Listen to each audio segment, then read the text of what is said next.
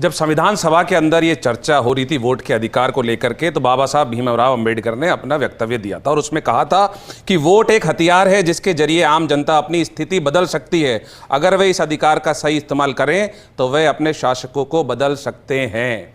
और ये जो वाक्य है वो बिहार में चरितार्थ होता हुआ नजर आ रहा था, क्योंकि 20 साल से वहाँ पे एनडीए की सरकार है, बीजेपी और नीतीश कुमार के गठबंधन की सरकार है, इसीलिए ये चाल चली गई वोटों को काटने की।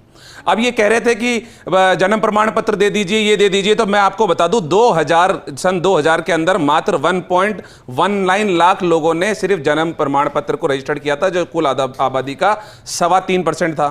फिर 2007 में आ जाता हूं, बिहार की 7.13 लाख लोगों ने जन्म प्रमाण पत्र के लिए रजिस्टर्ड किया था, जो कुल आबादी का 9% था। मतलब 91% ने तो जन्म प्रमाण पत्र के लिए रजिस्टर्ड ही नहीं किया। अब उसके बाद में और आगे चलूं तो मूल निवास प्रमाण पत्र, क्योंकि इन्होंने राशन कार्ड और आधार नहीं रखा।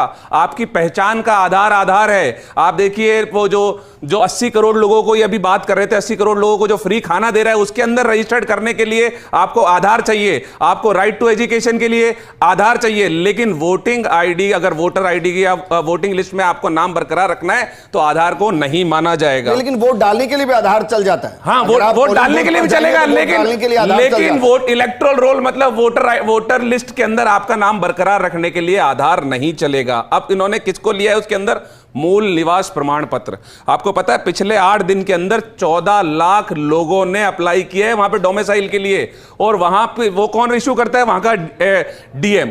और उसकी वेबसाइट पे लिखा हुआ है कि 15 कार्य दिवस, 15 वर्किंग डे चाहिए उसको इशू करने के लिए। तो अगर आज से अगर आप 15 वर्किंग डे बनाएंगे तो इनकी तो लिमिट खत्म हो गई। और उसके लिए तो भी 1 अगस्त तक हो जाएगा भाई। नहीं तो 1 अगस्त तक तो टाइम ही नहीं है, टाइम तो 25 जुलाई तक ही है। अब उसके अंदर मूल निवास प्रमाण पत्र को बनाने के लिए जो जरूरी डॉक्यूमेंट है, उनकी वेबसाइट पे अभी देख करके आया हूं, वो है आधार कार्ड और राशन कार्ड।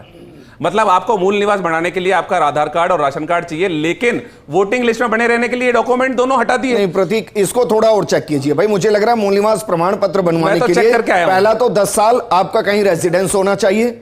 उस रेजिडेंस में आप वोटर आईडी को भी लगा सकते हैं जो उसके 20 साल से होगी। तो वोटर आईडी तो वैलिड ही नहीं है। अब आप बात ही नहीं समझ रहे। वोटर आईडी तो वैलिड मानी नहीं ना 2003 के बाद वालों के लिए। नहीं, वोटर आईडी कैसे 2003 के बाद की इलेक्टोरल की दो चीजों का कंफ्यूजन है। आप वोटर आईडी अलग चीज है, मूल निवास प्रमाण पत्र अलग चीज है। आप कंफ्यूज मत हो, ये मैं आपको स्पष्ट कर देता हूं। 2003 के बाद जो इलेक्टोरल रोल्स में जुड़े थे उनके ऊपर अभी गहन चर्चा हो रही है, उनकी समीक्षा हो रही है कि वो वोटर लिस्ट में रहेंगे या नहीं रहेंगे।